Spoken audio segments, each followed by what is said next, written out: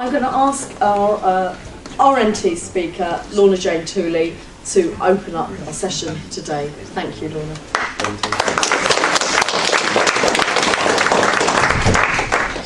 Yeah, my name's Lorna Jane Tooley. I'm a Young Green and a member of the National Union of Rail, Maritime and Transport Workers, better known as the RMT. I'm highly active within the union. I'm branch secretary, I'm the regional training officer for the London Transport region, and I'm also on our young members and our LGBT advisory committees. Before I joined RMT, I didn't have any experience in trade union. To be honest, I didn't even know what a union was. I left school when I was 16. I worked in the call centre and then later on in retail. Whilst I was doing all of that, I never questioned anything like, why did I not have an employment contract? Why was I working with someone on a Friday and they go in the boss's office and then they weren't there on a Monday morning? It was just the way it was, just accepted. All of that changed when I started work with my current employer, which is London Underground. The first day of our training, we had representatives from two of our main unions come in and speak to us, and I signed up on that day for the RMT because they promised that they would be there to support us, to fight our battles and to have my back, and from that day forward they always have. In the RMT, we pride ourselves on being an organising, campaigning and fighting union, but the kind of strength and unity needed to be an effective trade union doesn't exist spontaneously. It takes a lot of organisation at every level, and it's organisation that will make our movement grow, and organisation that will welcome young people to join a union and become active. The most important thing to do within your union is to have a dedicated young members group. It needs to be run by young members and for young members. You need to map your workplaces to find out how many young people are working there, how many of them are union members, and most importantly, what are the barriers stopping them from joining a union or becoming more active. Then you work on getting them to sign up and get involved. There should be a particular focus on apprentices, as these are often some of the most neglected workers within an industry, especially within the rail industry. Within the RMT, we have a strong young members committee. We meet 4 times a year in the run-up to our annual conference, and we also coordinate national demos, days of action, recruitment and social events. Once a young person has joined your union, they can't be forgotten. I think it's the duty of any experienced rep or activist to mentor newer and younger members, to explain to them the history and structure of the union, to accompany them to branch meetings, regional councils, and to help them to get involved. We have a fantastic educational courses available within the RMT, many of which are exclusively for young members, including our AGM course. We need to educate young members, get them actively involved at all levels, not just within the young member structures. Trade union education is invaluable to your membership and should be easily accessible to everyone. Within the RMT, we have a £1.5 million National Education Centre in Doncaster, which offers residential courses for all of our members. It's also my own role to offer trade union education locally within my region. For young members in particular, this will give them the knowledge, skills and confidence to get involved at all levels within the union, to write resolutions and to stand for election. Our Young Members Conference sends resolutions to our AGM every year, and in the last 2 years we've passed resolutions on naming and shaming employers who don't do enough to protect young workers from violence, on making it union policy to focus on the recruitment, retention and development of apprentices, and to run an international programme with members of other transport unions internationally. Something we're very passionate about and starting to move forward with is a programme to offer trade union and political education to young people. We all agreed that we had little to no trade union or political education in school, and what controls what's taught in school is politics. It's our objective to offer a brief, non-biased history on trade unions, the core objectives of the main political parties, and why we decided to join a union and the benefits that we've found of doing so. The biggest difficulty that we're finding with this is schools that will actually allow us in to speak to their students. It's my personal view that the best way forward with this is to work with student unions within colleges and universities to put on these events, to create links with members of teachers' unions to help us get into the schools, and also run these workshops in other organisations such as youth clubs, scouts, things like that. All the while, we'll still be knocking down secondary school doors and saying, since we've last been here, we've offered this workshop, this day, to X amount of people. Last time it was this many, this time it's more, just to prove to them that there is a demand and a success for it. If enough young people are educated in politics, their voice will make a change. Almost 60% of young people don't vote. I don't think that's because of apathy. How can you be apathetic to something you don't understand? And how can you even begin to understand a system which is designed to drag you down to the point where all you can think of is survival? A system designed to drag you down so far that an alternative seems impossible. Young people are one of the most neglected groups within our society. We have nothing to look forward to but high levels of unemployment, 0-hour contracts, unaffordable housing, crippling student debt, and the prospect of being ineligible for certain benefits until the age of 25. If we can educate and organise enough young people, they won't be the voice of tomorrow, they will be the voice of today. And change will not only be possible, it will be commandeered.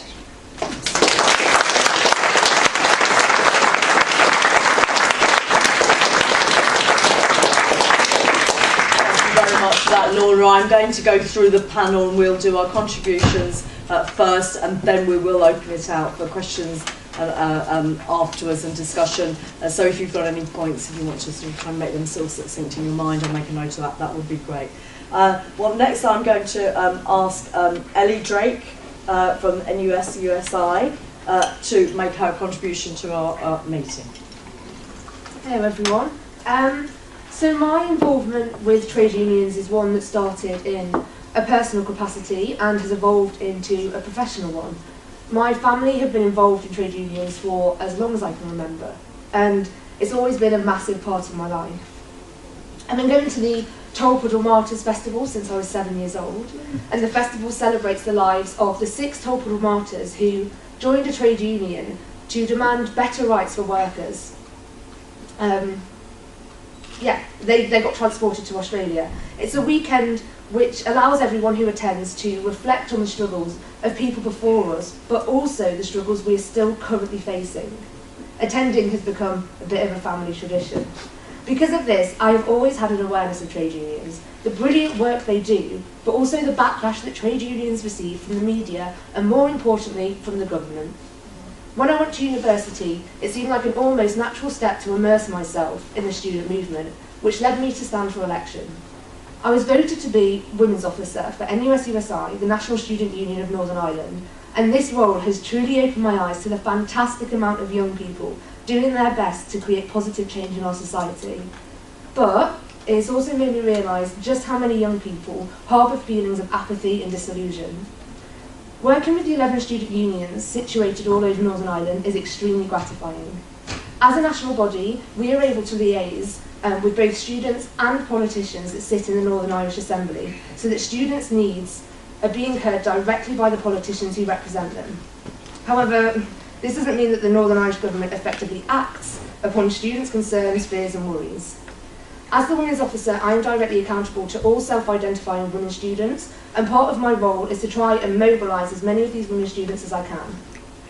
Living in a country where access to abortion is so restricted that the laws in place have been described as medieval, where access to impartial and factual relationship education is almost non-existent, and where the underrepresentation of women in both our Parliament and student unions is clearly visible, there is undoubtedly a long way to go until the women of Northern Ireland are equal to their male counterparts.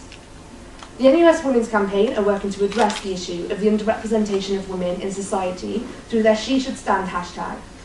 Women in Leadership is also a priority campaign for the NUS-USI Women's Campaign. Although women are present in college and university life in a fashion not dissimilar to their presence in society, they seem to be at the very least overlooked. The extra rungs in the ladder that a woman has to climb in a bid to access the top tiers of society compared to a man are clearly visible. These campaigns aim to address this problem by enabling women students in Northern Ireland to develop skills in speech writing, motion writing, public speaking and confidence building. So many women don't even think about standing for election in their students' union until someone tells them they should.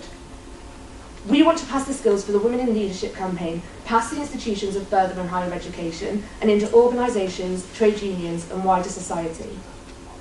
Over the next year, NUS-USI, like everybody else, are working in the context of not only a general election, but we've got an assembly election in around 600 days now too. With political relationships as frayed as ever, and as an organisation, we are well placed to work with unions to set a progressive agenda for the future of education and society as a whole. Across the United Kingdom, students make up a voice of around 7 million.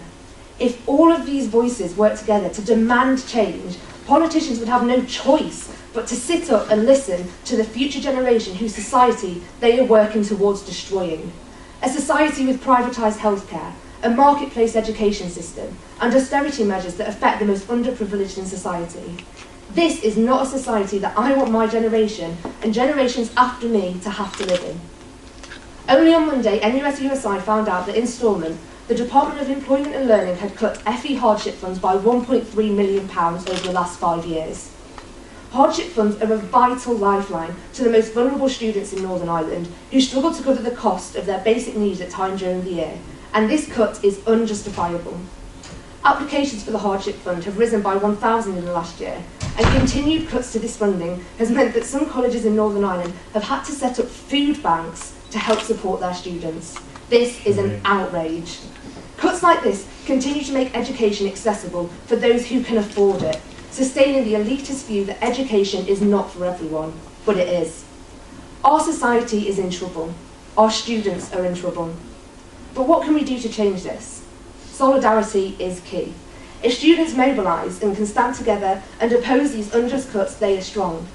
If trade unions, other politicians and everyday people stand beside us, we are even stronger.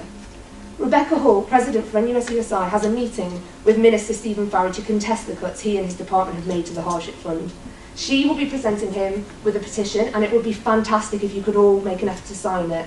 It's on the NUS-USI Twitter page, and it's also on my own personal NUS-USI Twitter page as well. So you can find that just NUS-USI. If you could manage to sign it, that would be brilliant. Solidarity is crucial, but can only work between people who know the wider political movement and want to take action against it. So, what about the young people I previously mentioned who may feel disillusioned and disengaged? The TUC's motto, agitate, educate, organise, is a great way to start engaging and introducing new people to getting organised. Issue-based organising allows us to make it personal to the individual. Each and every person has one thing that they care about, whether it be a charity, the environment, women's rights or anti-racism campaigns. By talking to individuals, finding out what they are passionate about and why they're angry about it, you begin to start to agitate. It's vital that we then educate people as to why and how these single issues are connected to the wider political, social and economic problems. By connecting these dots, you allow a person to see that their single issue is not an isolated issue, but one that is inextricably linked to wider problems.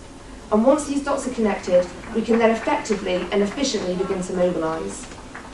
We can build strong and resilient campaigns and get voices heard of not just students, but all young people, all trade unionists, all workers. We can campaign for a better, more equal and more just society. There is strength in unity and there is power in a union.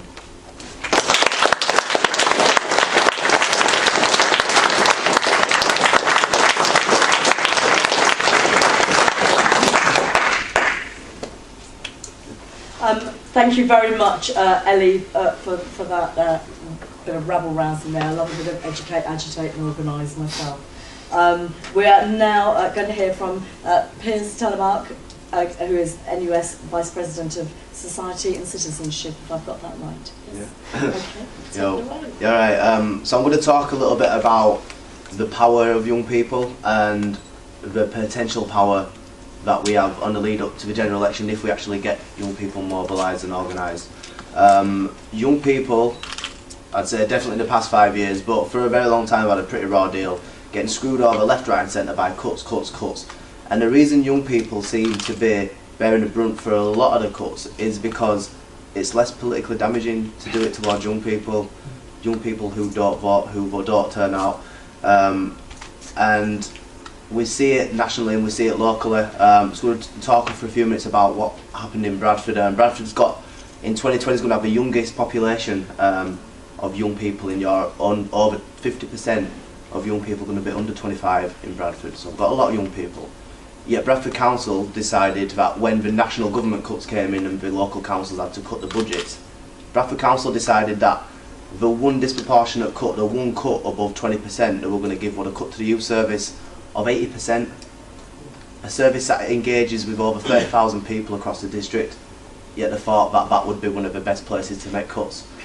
And when we'd found out about the cuts, the youth workers were in such a difficult position because all their lives, the youth services, just to clarify, just in case people don't know, it's a service that engages with people aged 13 to 19 and up to 25 if we've got a disability, doing anything from outdoor pursuits to giving a safe place to go on at night time, somebody to talk to, the actors, social workers, role models, parents, everything to some of these kids who don't have nothing. And Bradford Council wanted to cut that. And the youth workers all their life have been providing support for young people and empowering them to create the changes that they want to see happen. Yet the youth workers were basically gagged by the council. They knew that if this 80% cuts went through, out of 110 youth workers, there'd be 10 youth workers left, 2 per parliamentary constituency, the bare minimum. So they thought, the council basically put pressure by saying, if you're the ones who are rabbling up these young people, you're definitely not going to end up with a job. So the youth workers were in an awful position where they kind of knew something horrible were going to happen, jobs were at stake, but also the young people, like the reality for these young people if the youth service went, it'd just be diabolical. And they kind of had to leave it to the kids, so they basically explained the situation to young people. And the way I explain my engagement with youth services, it has literally transformed my life. Like the levels of engagement, the opportunities, the doors it opened, like leading me from being a kid who's never been interested in politics to vice president of National Union of Students.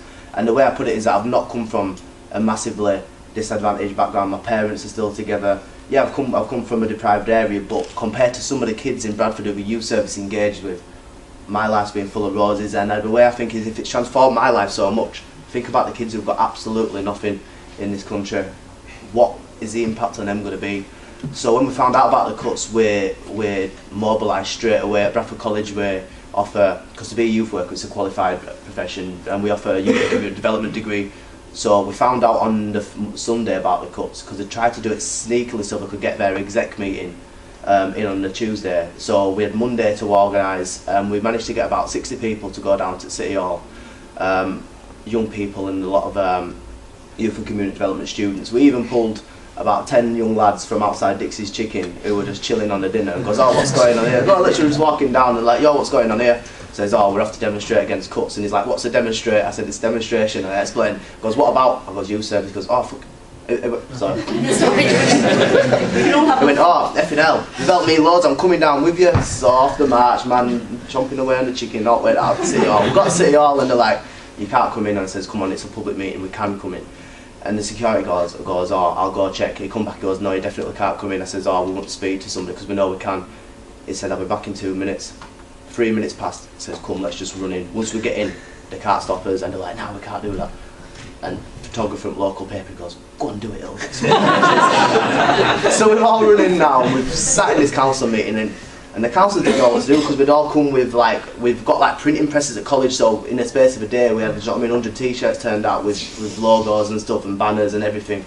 And we've got there, and I'm explaining to these young lads what the process is, what the purpose of today's meeting and why the cuts are going through. And this lad started telling me a story, and I've got up and I'm speaking to council and I'm running out of stuff to say. So I said, oh, we found my man on the street walking down. Do you want to get up, Jordan, and tell him what he told me? So this little lad stood up, he's never spoken in public before, but he spoke in front of a full council chamber, and he talked about how he was suffering physical and mental abuse from his mum's partner, both him and his mum, how the partner was on drugs and drink, and he'd ended up getting onto it because it was readily available in the house, how he was getting kicked out of school, getting in trouble with the police, and then his friend took him to the local youth centre, and the youth workers kind of got to know this young lad, spotted the warning problems, got social services involved, got the certain voluntary organisation to help him with the drugs and alcohol, etc. This guy got arrested, and he goes, and literally, me and my mum are happy, we're safe, we're free, with this and with that. And he goes, it wouldn't have been, if it weren't for these youth workers, the school didn't pick up on it. Do you know what I mean? None of the organisations and services who should have picked up on it, they didn't pick up on it. And he says, my life would have been ruined, I would have been in prison now. They've even managed to get me to Bradford College and got him financial help to get his rigger boots to do his construction course. And these counsellors looked like they were going to cry. And I said, this is life for kids in Bradford, and this is the service you are taking away from them. And we need to cut it by 80% for a £4 million budget. And anyways, over the course of the next 5 months, we basically showed them that young people are political, young people do have the power to mobilise, and if you take something that's really personal and really special to them, they will resist. We had demonstrations which were about 800 people strong outside the city hall when one of the council meetings were going on. We did campaigns where we'd got young people to hold up signs saying, because of Bradford Youth Service, and then they'd write a sentence like, it got me into university, or it stopped the abuse at home. We got hundreds of them, and we chose the 91 best ones, printed them all out, and then won at council meetings, because Birmingham had like 5 months or 5 council meetings in between this. We went and put a different message, a different print out with a different kid, with a different message, different story on each of the councillors' seats, so that when they went to sit their asses down, they had to look at what we were taking away from these kids. We had Christmas card campaigns, we got 1,000 of them in, and it said all I want for Christmas is my youth some, and there was some, we read through some of them because we wanted to get some good ones for the press, and some of them were like really, really explicit, and we poured right out in these cards, like the level of ones we'd heard about sexual abuse. And with what's been going on in Rotherham, we're reading the document which were basically saying youth workers were systematically ignored. Youth workers were the one who spotted what was going on in Rotherham, because these kids didn't feel like they could talk to certain organisations, didn't feel like they could talk to parents about it, but they talked to youth workers and they was ignored. But we did loads, and young people, we did it in a way that was accessible for them. So instead of saying you've got to sign this petition, you've got to do X, Y and Z, they were coming up, they were using materials that were readily available in their youth centres to come up with all different kind of campaigning techniques. We held question times with 4 MPs in Bradford. All of the 4 MPs, including the Labour MP and it's the Labour Council, came out again. I remember that time. Cool. But basically, the council pulled a few dodgy tricks. They told young people, said you need to fill in the public consultation forms. You need to go through it that way. There's no point doing all this loud stuff because it's not going to make a difference. We got 4,000 of them filled in. Leader of the council, cheeky, he went to his group meeting and told them we only had 500 and something in. Only told them about the online ones. So we found out, and he said, basically, I rung him. He said, well, there's nothing you can do about it. That's what's being said, and the decision has been based on the fact that these councils, despite saying fill in the public consultation forms, still only thought you guys got 500 in. So I said, cool. So I'm coming on the photocopies in tomorrow. My mum, he didn't know what to say. Like, would you like to come speak to me about this? I was like, no. I rung our local paper straight away, and just saying it undermines the whole consultation process, because not only had they lied, saying they got 500 when there were 4,000 in, we had photocopies to prove it. All the other residents of Bradford who filled in consultations about what were important to them, clear not being listened to. But the result of that, like, young people got organised, young people got a win. We managed to get them down to 36%, which was still disproportionate, but it was better than the 80%. But the one thing that came from that were young people were raring to go. They got to learn about political structures, about what councillors did, how they got involved, how to become an MP. And as a result of that, Bradford Council will think twice before they go and try and shit on young people, because that's essentially what we were going to do. But if we can replicate that across the country, if we can get young people organised and mobilised in a way that's accessible to them, then the power would be amazing, and maybe some of the political parties will start putting forward policy promises to young people. But as part of my, so I'm finishing now, as part of my role this year, I'm going to be campaigning for youth services to be funded as a statutory service, so they've got to be there by law, and political and citizenship education on the curriculum, because there's no point, if I come out of school without being able to read and write, they're like always being failed by the system. Our kids end up coming out without knowing the difference between left and right, the importance of voting, why to vote, the principles of the Free Main Party. So Thanks we very need, much. yeah, cool. But yeah, so youth services.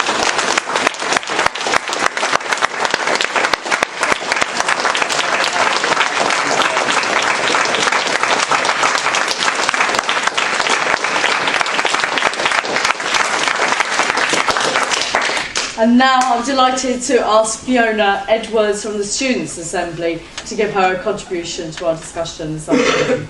Well, first of all, it's not going to be as good as the last speech, so we've all got different elements to add in. It's a wide area. So thanks very much for inviting me here today to speak at this really important fringe about how we're going to get a new generation organised and unionised so we can fight back against austerity.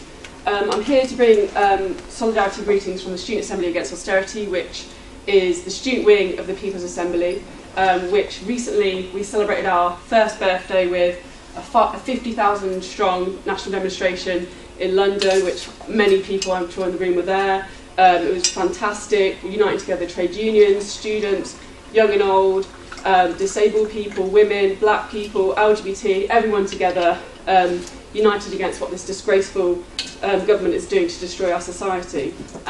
In the Student Assembly Against Austerity, basically our mission is to unite all students into a movement against austerity that's active and fights basically for an end to austerity and for equality and social justice.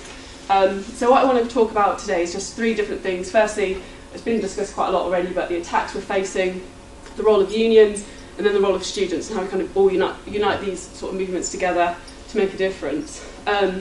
So basically there's plenty of things that we need to be getting organised about to confront and get active. So, you know, from stopping the cuts and privatisation to our NHS, demanding jobs for the more than 800,000 young people that are currently unemployed, making poverty history with an end to loan sharks and food banks. I mean, how ridiculous is it that in one of the richest countries in the world, people are having to rely on food banks to feed themselves? And we have to fight for, you know, and for the young people that are lucky enough to find work, it's a world of unpaid internships, 0-hour contracts, and a minimum wage which barely meets the rising cost of living crisis. Alongside that, we've got our politicians trying to say the reason that you're in this situation isn't because of our austerity problems, our austerity policies, it's because of immigration, which is just pure racist scapegoating. It's designed to divide and rule, and if we give an inch to that, then, you know, it's game over. We're not going to defeat this government. So this is basically what austerity Britain is already like, and it's just the tip of the iceberg. The Tories want permanent austerity, and the Labour Party, unfortunately at the moment, are committed to the Tory spending plans if they win the next general election. So we've got austerity for a long, long time unless we build a movement to fight for an alternative, and that's exactly what we've got to do. And unions are going to be at the absolute heart of building this movement against austerity. Currently, there are 7 million people in the UK that are in a trade union. I think it's really fantastic that Young Greens are rising to the challenge of our generation, which is to get this generation unionised and organised. That's what we've got to do. We've got to recruit young people to trade unions, because it's one of the most powerful weapons we've got to fight back. I'd like to just point out, you know, many students are workers as well, because basically rising student debt and a lack of, you know, finance from the government means that most students, unless they're fortunate to get a lot of money from their parents, are forced to take part in part-time work just to make ends meet, just to pay the bills, etc. It's very important that we organise these students. But for students that aren't even lucky enough to find a part-time job, because that can be quite difficult, and non-students as well, you know, we need to unionise these people too, and it's really fantastic that the Unite Community is a new initiative which has been initiated by Unite the Union, the biggest union in Europe, to organise people who aren't in work, which is very, very important. As we know, like, you know, millions of people basically without work at the moment, and these people need to be part of the movement too. I just think Romayne really touched on it at the beginning, but the power of a trade union has really been shown this year by what the National Union of Teachers has done in its campaign Stand Up for Education, forcing a Tory minister, Michael Gove, to go, probably the most unpopular Tory minister that there is, thanks to the NUT, and did get a pay rise as well, had a massive campaign for a pay rise. It's not as much as teachers deserve, but they fought, they struck, they protested, and they did win, and I think we need to celebrate the victories that we do get, otherwise how are we ever going to get out of bed in the morning and get back on that picket line, to be honest. So I just want to now move on to students. As I said before, there are 7 million trade unionists, 7 million people who are in a trade union in this country, but it might surprise you to learn that there are 7 million students in this country as well. So if you add those two together, I know there might be a bit of overlap, but let's ignore that for a minute, then you've got 14 million people. Weld that together, and that is a force to be reckoned with, and that's what we need to do. We need to really properly organise the student movement, into a force which wants to fight and is allied to the trade union movement, because then we really can give these Tories a bit of a run for their money. So what is the Student Assembly Against Austerity doing to get organised over the next period of time? Well, first of all, I just want to give a bit of a story about how campaigning does work, just like Piers was talking about. The Student Assembly Against Austerity launched 10 months ago, and our first major campaign was to stop the government selling off student loans to private companies, which they plan to do before the general election. So, in response to this, we got organised. We did national days of action, national weeks of action involving over 50 campuses. We protested outside the government department responsible for privatising student loans. And thanks to the campaigning of hundreds of grassroots activists, we got 76 MPs in Parliament to sign an early day motion opposing the sell-off, even though none of the major parties had committed to that policy. And all of this actually was done, by the Student Assembly Against Austerity in alliance with lots of different groups in the student movement, and the Young Greens played a really crucial part in that on campuses across the country. And we won. We got the government to back down because of all this months of campaigning. So that's one victory. But unfortunately, we've got many, many, many battles ahead, and that is just one, small but significant attack in a whole string of attacks, from £9,000 tuition fees to the savage education cuts, the scrapping of EMA, soaring cost of living, rising rents. The list could go on, and we've got to keep organising and keep fighting back to try and stop this. So we've only got a few months left till the general election, and it's really, really vital that students' voices are heard in the whole debates that are going to take place around what the next government should do, and we've got to really push a message of defending education. So there's two key ways in which the Student Assembly is going to try and do that over the next period. The first way is just yesterday had a national meeting to decide demands for a student manifesto 2015 going into the general election. So basically we're going to be putting forward a list of demands to political parties, MPs, prospective parliamentary candidates ahead of the general election, which will be a focus for campaigning up until May. So basically free education, to making sure that the government provides subsidies and funding for solar panel in every university. These are the kind of demands that we've decided democratically yesterday, and I'm really pleased to say we had representatives from the Young Greens there, the National Campaign Against Fees and Cuts, hi guys, the Student Assembly, local groups, NUS Scotland, NUS Liberation campaigns, the International Students Campaign, NUS, that a really broad coalition has come together to pull together these demands, which we'll be campaigning on. And we'll be announcing the next step soon, but if anyone wants to get involved in that project, then please get in touch with me at the end, and you can join the working group. But if you do follow the Student Assembly online, then you'll see the next steps being announced in the coming weeks. And finally, the other thing we want to do in the run-up to the general election is get on the streets and get our voices heard with our placards and our chanting. So there's two massive demonstrations coming up that the Student Assembly are prioritising. The first one is the Trade Union Congress.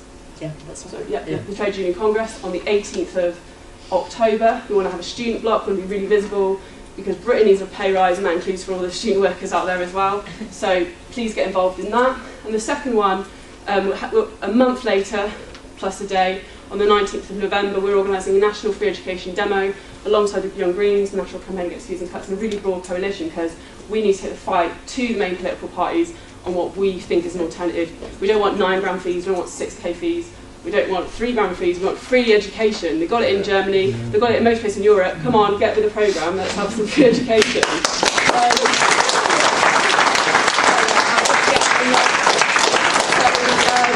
Thanks very much for inviting me. I really hope that we can continue working together. Thanks so much to all the Young Greens that have been involved in the Student Assembly to this point. We've made a small difference already in the last 10 months, but I think there's a long road ahead, and we need to end permanent austerity. So I hope you'll be with us every step of the way.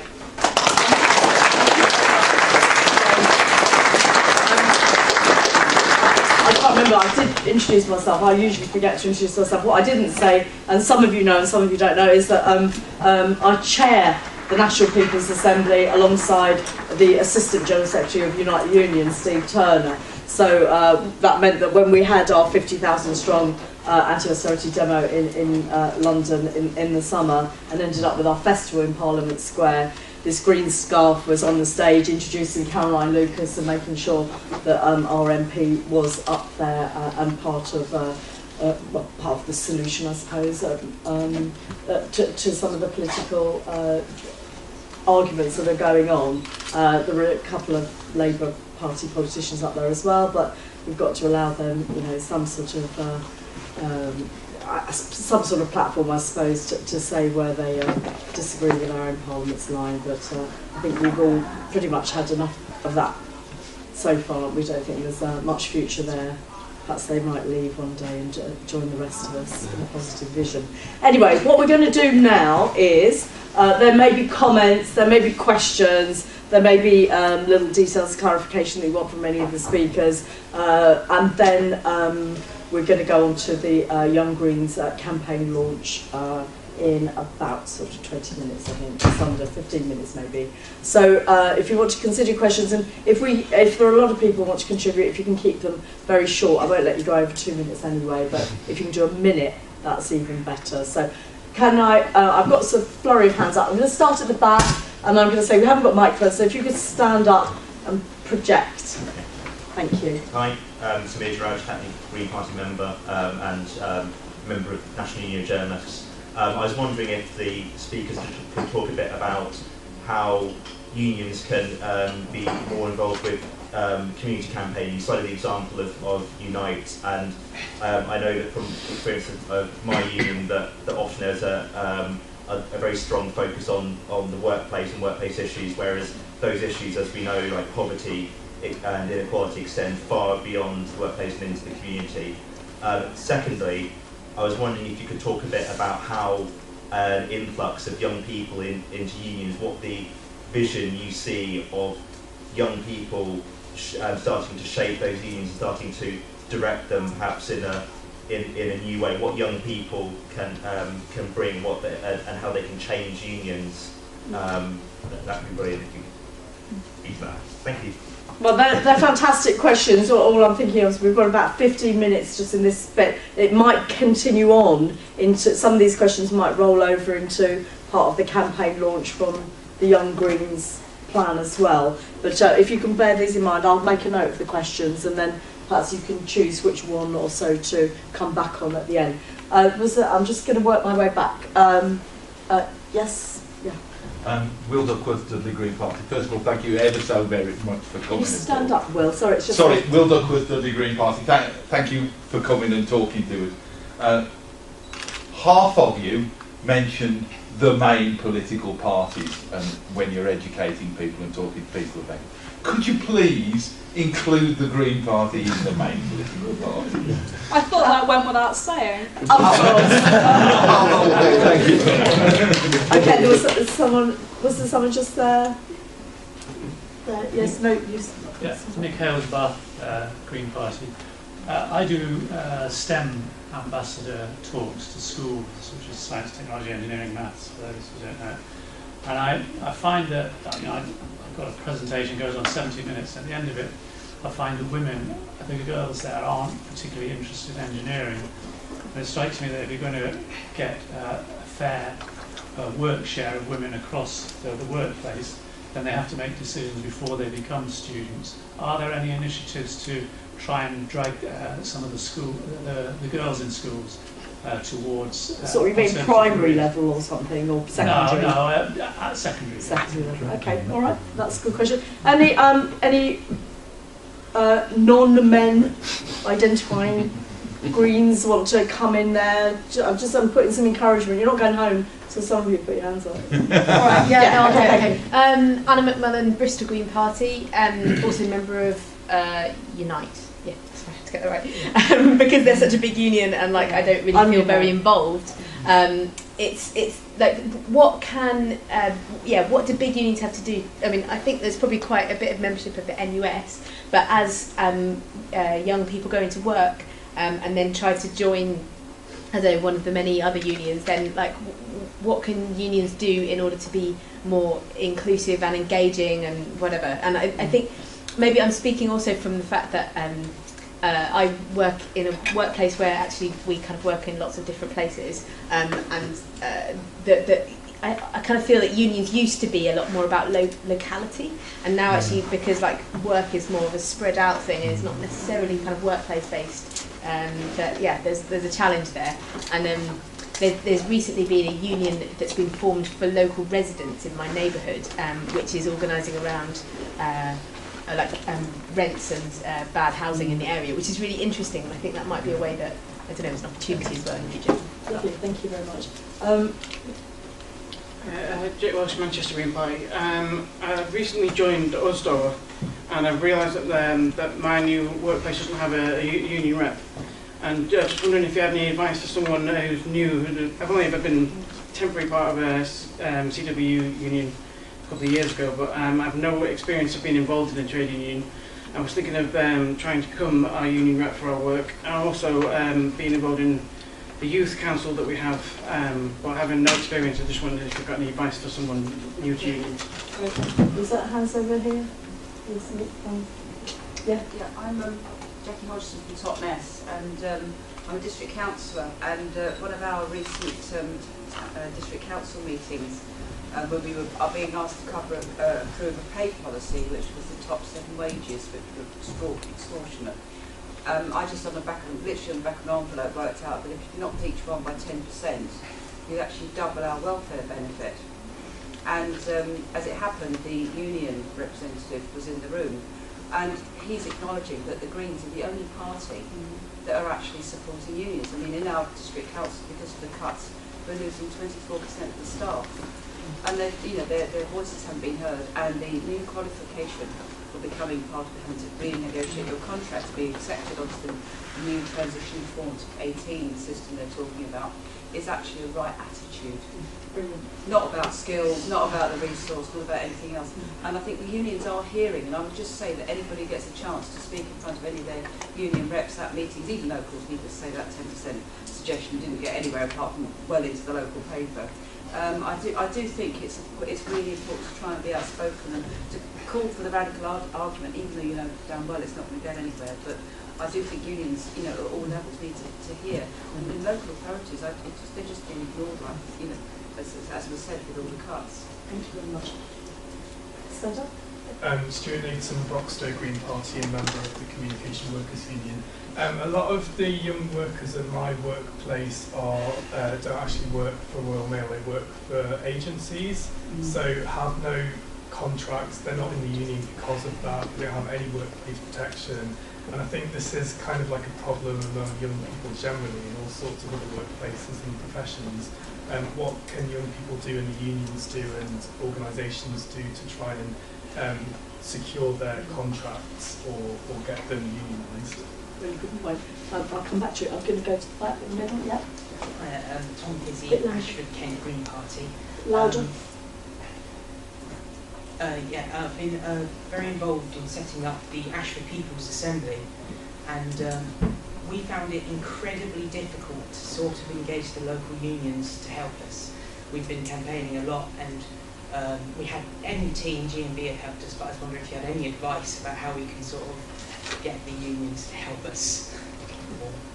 I can probably give you some contact numbers or something like that if you email me, but obviously if there's any other points that can come up, and I'll come back to you in a minute, but I'm just going to get in the corner there. Hey, Tommy, Cambridge Green Party. If you're I'm completely new to unions and just don't know what union would be appropriate to join, so I work for a big multinational company who teach accountants. No one's part of the union at all. It's not part of the culture. I'm slightly concerned that if I did join a union, I wouldn't get a bonus at the end of the year kind of thing. I was just wondering if you would advise. Yeah, Bluebell Iconoclastes, Leeds City Green Party, Unite Community member, and honorary life member of a certain student union as well. So applaud absolutely all the speakers. Thanks for all your sharing. Thanks for coming, and unconditional solidarity for the struggle ahead for all of us. My question is really about the link between social policy and why possibly so few people realise the link between social policy and the conditions at work, working conditions and wages, and even more importantly, I think the schemes that I called to remain the compulsory scab for your gyro schemes, and the absolutely shocking silence really from the trade unions at best, and even tacit support from Unite. the TUC. You know, and perhaps I might, and the TUC, and perhaps I also explain basically the work programme and other schemes that you know, are disguised in name only as training and work experience, but are actually forced labour just for your gyro and nothing else, sort of thing. And basically, and if any of the panel want to say anything about how we can move this thing forward, especially amongst the bureaucracy, you know, upstairs. You know. Thank you very much. I've got one more over there, and then we'll come back. Yes. Lisa Bannister, Manchester Green Party. Just wondering, as someone who sort of never knew anything about trade union before I got involved with the Green Party, my parents weren't involved, I wasn't taught anything about this in school. So wondering what can be done to sort of teach people about trade unions, the importance of getting involved, both by organisations and maybe by schools, and whether that's something that you think is important. Yeah, very, very good question. Very good question. What a lovely range of things. And what I'm going to say to our panellists, because obviously they come from different areas, is I'm going to give them a minute each to come back. I've done it in hustings before myself. You can do it, and you can answer either one question or run through 2 or 3 comments on it, and then we might do a couple more questions. And then Tom will do his presentation. Then at the end, if there are questions that had loose ends, we might tie them all up with a few questions after the presentation. So I'm going to start at this end of the room, and you just choose which 1 or 2 or whatever you want. Yeah. Let's come back on this. So I feel like I'm probably the person equipped to deal with the STEM and the women issue as women's officer. I think, sorry, if my notes are up. There's actually, you mentioned that sort of by the end of a 70-minute lecture, some of the women in there will maybe not as engaged. From the research that both NUS and NUS-USI have done, we found that that's not the case. The women that are involved in STEM subjects have struggled to get there. It's a very male-dominated environment. It can be very intimidating for a woman to enter. Yeah. And there needs to be support put in place so that the women that are involved in these subjects feel that they are supported and that they're not being overwhelmed. This can be solved. There's mentor schemes. So women that are already involved, maybe a buddying system, and also the women that are already involved in STEM subjects, actually speaking up and saying, you know, I am a STEM subject student, and this is why it's good. And it encourages more women. It creates that solidarity to come forward and go, okay, I'm not going to be the first one leading the way. There are women that have done it before me that are paving the way for me, and that I can follow on from them, and that they can help me through this, because it can be scary. It can be really scary going into even situations like this, like running for your union or something as a woman. It's terrifying because it's so male dominated, and you constantly question yourself, am I good enough? Is my speech all right? Is it too long? Am I talking too much? You know, and then questions that men never ask themselves or never seem to ask themselves when they are in those situations. And it's brilliant to say that, yeah, the student unions, both NUS and NUS-USI, are really supporting STEM subjects. There was lots of motion passed at conferences about furthering this and getting women more involved in them, and also in leadership positions. So, yeah. And I'm going to ask Lorna, just for her 1 minute. Okay, I want to answer everything, but I can't, so I'm going to try and prioritise, but if you want to speak to me, we might come back to it at the end. Fine. I want to speak to the USDOR member, just to tell you that I only got active within my union maybe 3 years ago, less than that. We were lucky that we have union reps in every workplace, but I never got active. Within the last 3 years, I've progressed so much. Stood for election. I've won every election that I've stood for. I've been a rep.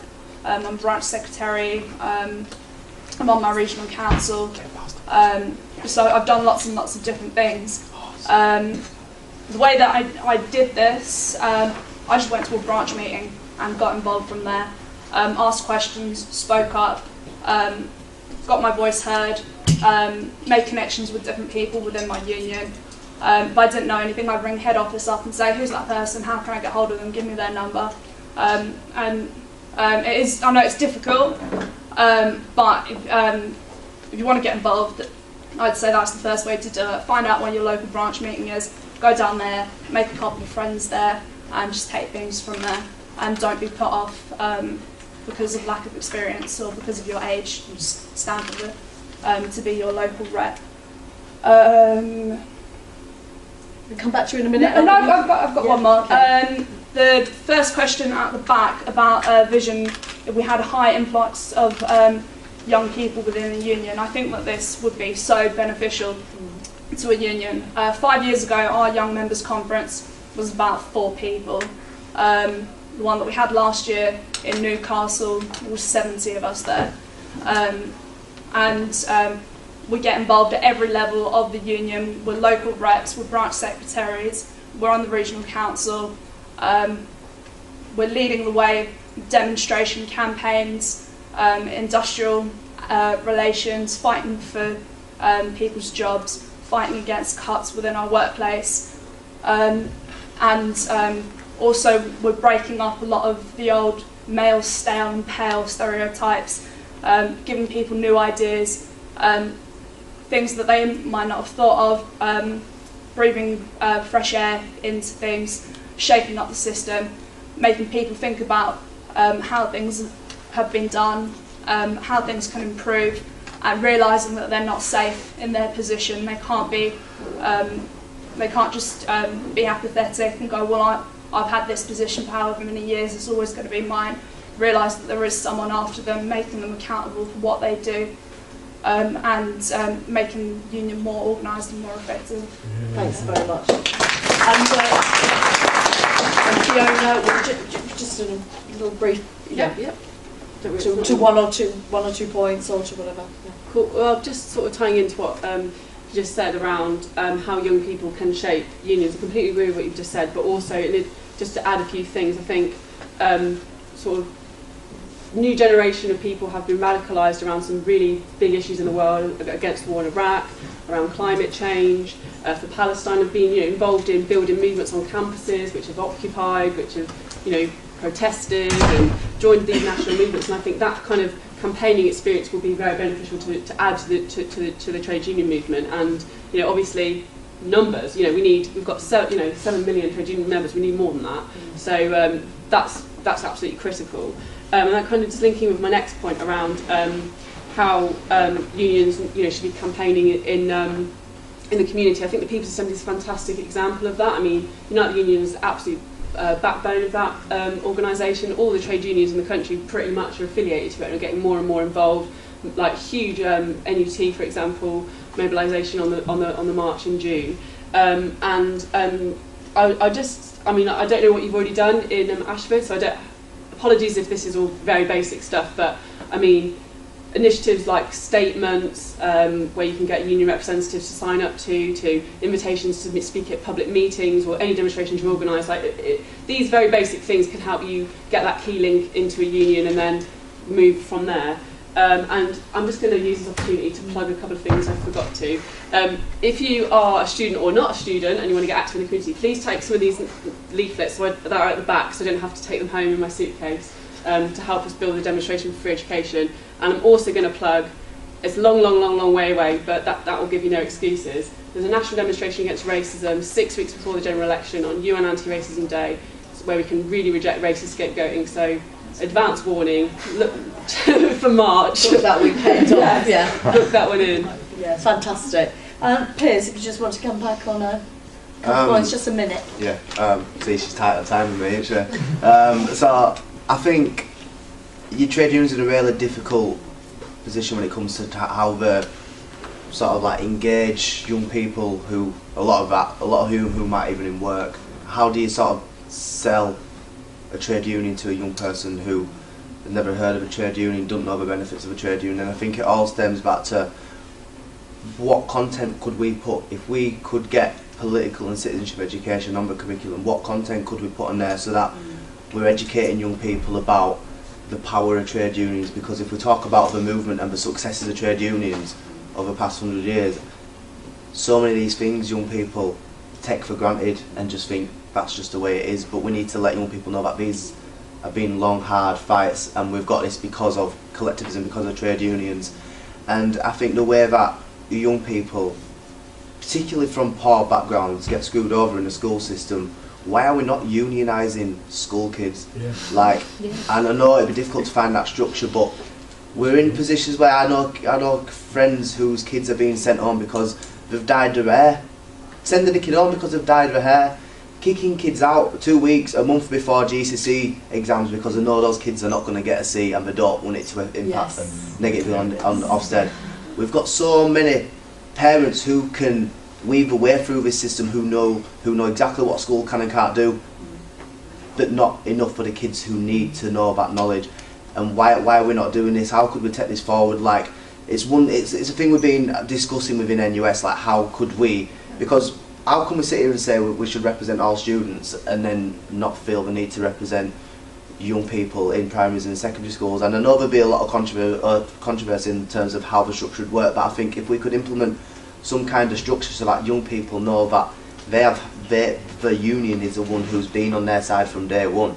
Because it's a bit difficult to say to a young person that when a lot of people are being failed by so many different services and organisations throughout their life, that, oh, we'll just pay you affiliate, pay your money, don't worry, we'll protect you. So if we get that in schools, that'd be brilliant, and converting that potential in terms of turnover of how many would instantly be unionised as soon as they got into work, then we're talking real power and then real change. Yeah, really good.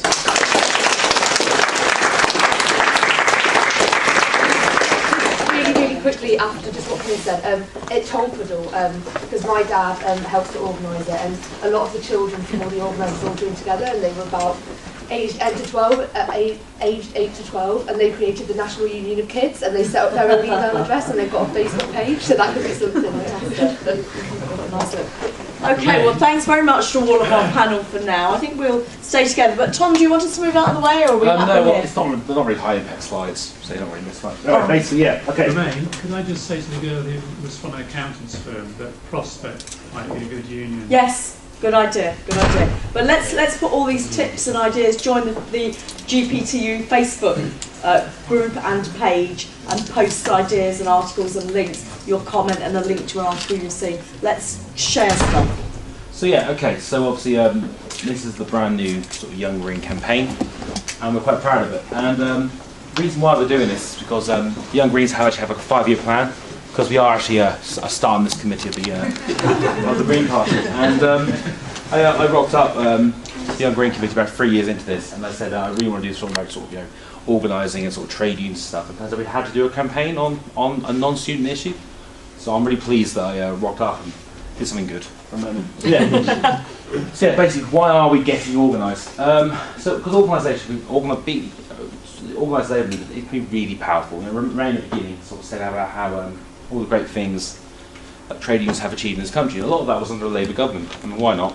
It should be. And but obviously, it's been really interesting now to have a Labour government who's going to come to power probably in 2015 and might just undo some work they've already done, which seems really weird. But yeah, so obviously it's important that we, as Young Greens and Green Party members and just generally good organised people, actually join trade unions and get involved and actually stop those cuts and stop those reversals of trade union rights, and even the EU, which would take away some of our employment laws, and actually get some benefits ourselves. There's a lot of individual reasons why we're joining a trade union, but there's also the good collective stuff as well. And also, the Green Party is really great. Well, I think so. And why shouldn't more trade unions agree? And I think the work Romayne's done, and a lot of the Green Party's done, we've never seen so many trade unionists and trade union stalls at our conference and stuff, and trade unions working with us.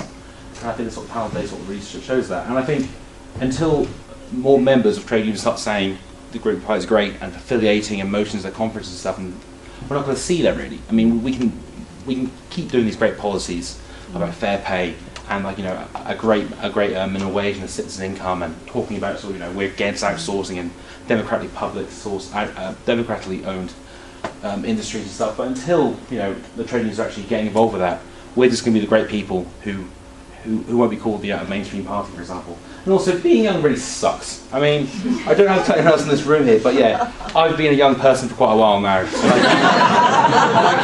I keep returning a certain age. I'm over 25. I thought I was young, but Young Greens came along, and I'm still young, and most trade unions say under 27. But in Europe, apparently the average young person is under 35. So it doesn't matter. I'll be young forever.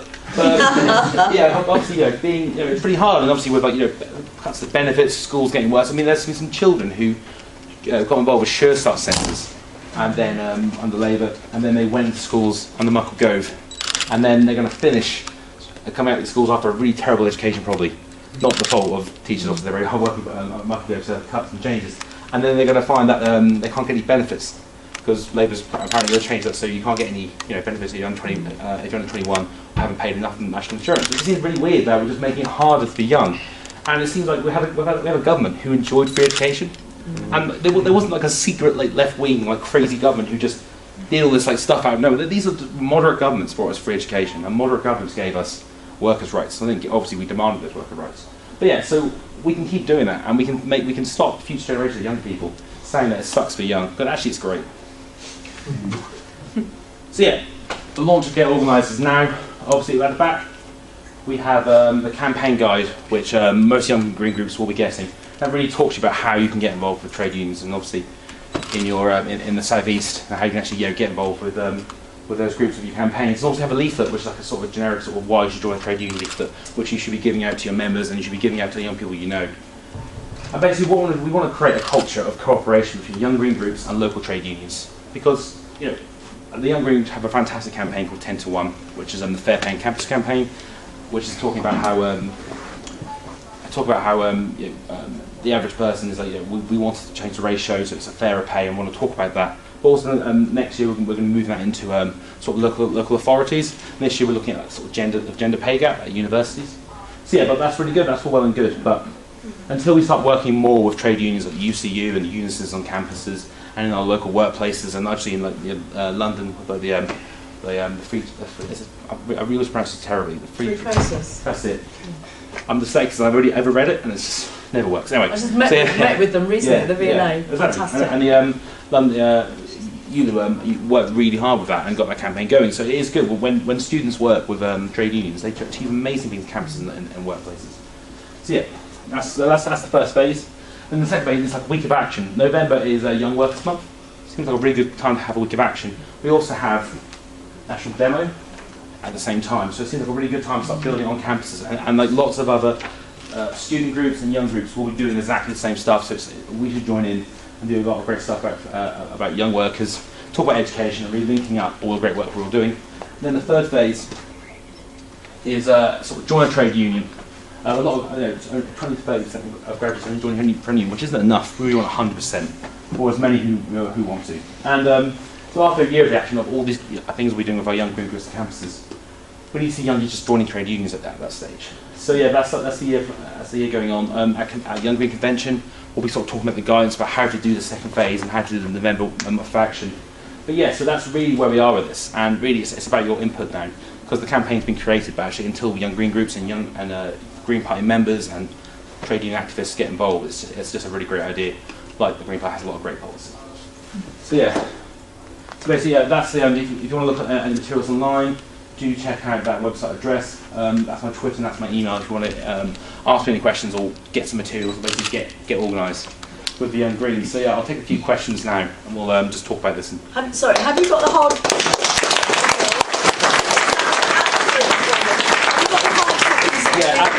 At the back we have the leaflet and do you want them all to be taken away back to the regions and local parties? Most Young Greens will have it in their packs already. But also we have a bunch of trade union leaflets and forms at the back, because we're telling you to join a union. Trade union group leaflets. Make sure you've got some of them in your local party that you can put out on stalls, or that if people are talking to you that you've got something to show them, and there should be one available online as well. So that's just the backup for the main party, but this is an absolutely fantastic campaign that you're launching, Tom. So if you want to field the questions, and I'll try and mutually choose who's going to interrogate you. So basically, just letting you know, there's also a lot of trade union forms at the back, because we're told to join a union. It's a good opportunity to be able to join a union. Fantastic. Yeah. Right, hands up then, and I'll do a flurry of... well, I'm going to start at the front this time and work my way back. Yeah, I'd just like to raise a point that talking about the links to the Green Party and trade unions. I mean, a lot of unions, such as Unite, that I'm a member of, you are allowed to opt out from the political levy, because I certainly don't want to be funding the current Labour Party. So, unfortunately, there's not an option for it to come to the Green Party at the moment, but at least it's not going to the Labour Party. So I'd certainly encourage young people joining trade unions to make that their views known about where their political levy should be going. Yeah, good point. Yes, please stand up. Yeah, I'm Peter from, amongst other things, I'm a member of the campaigns committee, and I'm really impressed. Well, one of the best things about the Green Party in recent years has been the fact that we are beginning to build links to the trade unions, and one of the other good things, great things about the Green Party in recent years is that the young Greens are really coming on. Thank you very much. Okay? So that's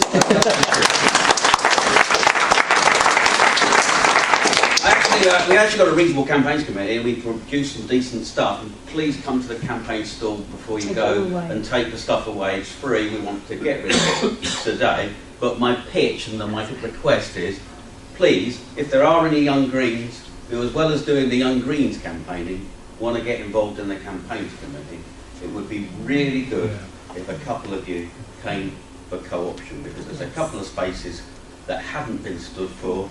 Okay, we think we've got quite a good team, but we're all old, we're all blokes, we're all white. Okay, so please, if anybody, young Greens, feels that they've got a contribution to make to the campaigns committee of the whole Green Party, as well as the Young Greens campaign, contact me or campaigns@greenparty.org. Thank you. Right, I'm going to go to the back and then come forward if you stand up. Thank you. Jen McDermott, Greens and Young Greens. Good presentation, Lorna. Can you be a bit louder? Sorry. Yeah, sorry. Yeah, Jen McDermott, Green Party. My question is to do with, I work for a charity, and it's a really, really lovely place to work. And we had a big conversation actually around the idea of joining trade unions, and some of the founder director sort of elements were actually almost offended at the thought that the people who work there felt that they should, as an insult to them, because they felt they failed in their desire to build a way of working that was so person-centric. If people felt they had to be outside of that to make sure that their rights were upheld. So it'd be really helpful to hear about reasons that would be the good reasons why you do, which aren't necessarily because you're worried about your own employer, but you want fairness in bigger ways. Very good point. Yes. If you could stand up. Yeah, in the middle. Yeah, on that point, I'm Join Unite, the third Unite organisers in the voluntary and community sector, third sector, and Unite will support you as a worker in your workplace as an individual, but also collectively as well. That's my experience of working for a charity. Yeah, they do like that, very paternalistic towards you, but no, you need to be in a union to protect your rights, because they will look after that themselves, and you need to protect yourself, particularly if you're working with vulnerable people, etc. So join your union. Join Unite, the best third sector union in the country. Thank you very much. Right, any other young Greens and questions about maybe the campaign? Anna McMahon, Bristol Green Party. I'm also working in a charity, and I'm a member of Unite, that part of Unite, and I do it for international solidarity reasons, because I think it's really important that we stand internationally with all workers around the world and workers in the UK, because you're not going to work for a charity forever. You know what's going to happen in the jobs market in general, and it's about standing in solidarity with everybody in the country. So I think it's really vital. My question was about whether there's been any approach to the TUC or to any other kind of any individual unions to say, hey, we're doing this campaign. Is there any materials you'd like us to use with the green groups, or so whether we can use it also as an invitation to a partnership? Oh, definitely, yeah. Okay, so I'll take a couple of questions, especially the one in the back. I think it's firstly, your working rights is nothing personal to your employer, because they're an employer, you're an employee. You should be able to join a trade union anyway. But yeah, I'm quite interested. I work for Unison. I'm branch board staff, and my working conditions, my pay is not awesome. But we're in a trade union because I just got to work for trade unions, and I don't need support. And whatever charity you work for. They might have a mission statement, they might have something, use that against them, saying, this is what you believe in. Why is my worker right any different to that? And it's nothing personal, but at the same time, they are your manager, and you might need help once. And your manager might be great for the moment, and the directors might be great for the moment, but if there's a new director comes in who's terrible employer, you're going to need some support. And it's just nothing personal, yeah. But in terms of what the unions are doing, RMT and PCS and NUT this weekend have been really positive. Unison Society, where I work, they want to use this for their youth, for their working with young people in the area. So it's starting to get area, and I think by the end of the campaign towards the end of the year. By June, July, we should see working with a lot more unions, especially on the marches and stuff. But yeah, it's quite early days at the moment. But this campaign doesn't have a time limit. You know, trade unions do tend to last for a long while, so this campaign should as well. So yeah, and yeah, get involved with the campaigns committee. That's really good as well. Cool. Right, another round of questions in the middle there. Yeah. Hi, I'm Alex Rendell from Islington Green Party, and I'm also a member of Unison in my workplace.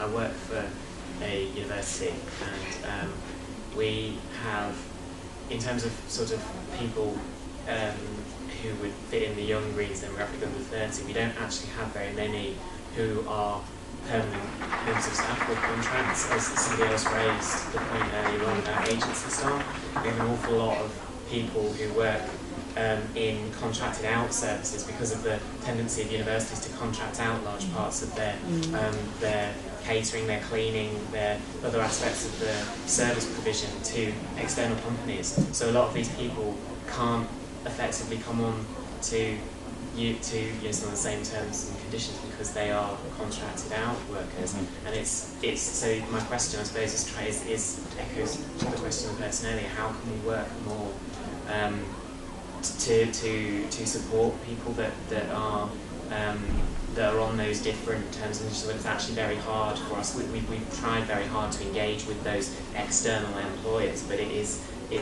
like coming up against a monolith almost. It's very difficult to get them to actually respond to any of our concerns. So just is any sort of is there any part of the campaign that kind of addresses that, and any sort of advice on that would be really greatly appreciated, really.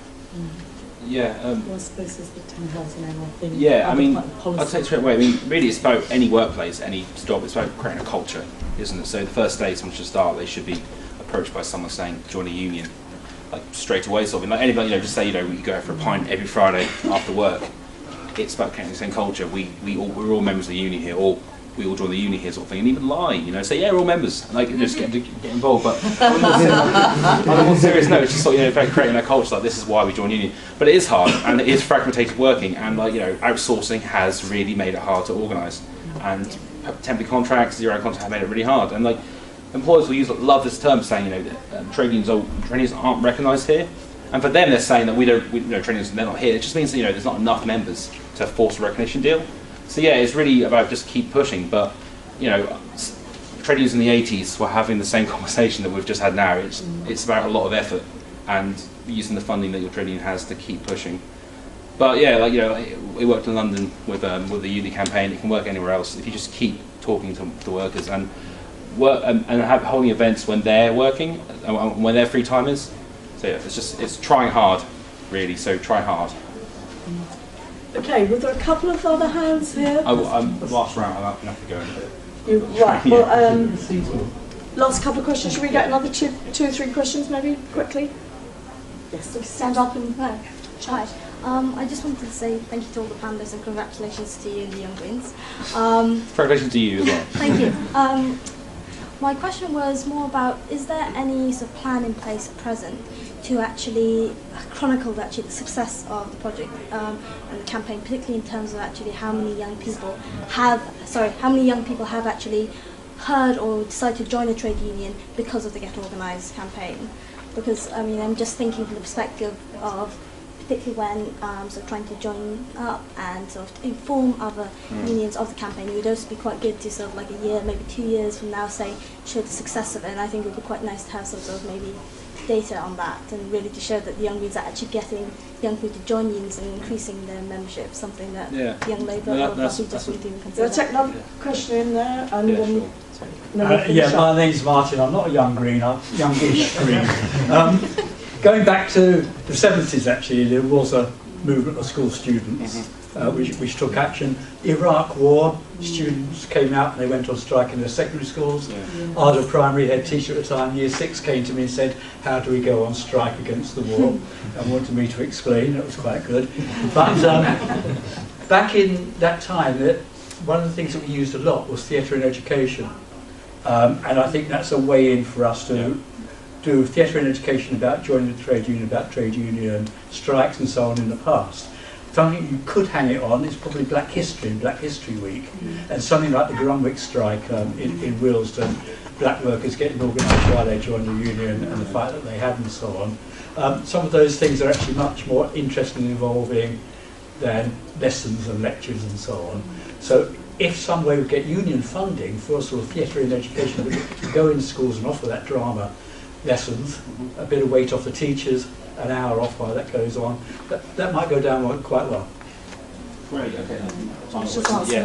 Basically, I think that's really interesting. Every good campaign should be measured, and we are talking about the idea of the final phase, sort of saying, like, doing a survey of which young people have joined, quoting the photos saying, I joined the content union, this kind of thing. So yeah, there is something in place, but the campaign is all about input, so that's a great idea. Why don't you do that? We'll do that together. Great. In terms of, I think that sounds like good stuff. We'll talk to a union, we'll do that. Yeah. Okay, cool. Thanks very much. Okay.